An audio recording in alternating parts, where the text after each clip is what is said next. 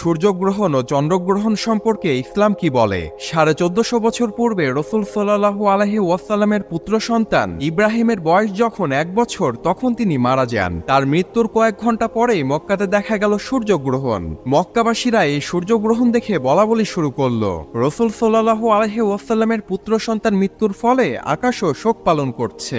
মক্কাবাসীদের সবার মুখে এই কথা শুনে রসুল সাল্লাল্লাহু আলাইহি ওয়াসাল্লাম মক্কাবাসীদেরকে একত্রিত করলেন এবং তাদেরকে উদ্দেশ্য করে একটি খুতবা দিলেন। তিনি বললেন, চন্দ্রগ্রহণ ও সূর্যগ্রহণ আল্লাহর নিদর্শন। কারো জন্ম বা মৃত্যুর ফলে চন্দ্র ও সূর্যগ্রহণ হয় না। তাই তোমরা যখনই চন্দ্র ও সূর্যগ্রহণ দেখবে তখনই তোমরা নামাজে দাঁড়িয়ে যাবে। অর্থাৎ রসুল সাল্লাল্লাহু আলাইহি ওয়াসাল্লাম তার বক্তব্যের মধ্য দিয়ে বুঝিয়ে দিলেন তার পুত্র সন্তানের মৃত্যুর সাথে চন্দ্র ও সূর্যগ্রহণের কোনো সম্পর্ক নেই। তবে আমাদের সমাজে দেখবেন চন্দ্র ও সূর্যগ্রহণ নিয়ে অনেক কুসংস্কার রয়েছে, যা আমাদেরকে শিরকের দিকে নিয়ে যায়।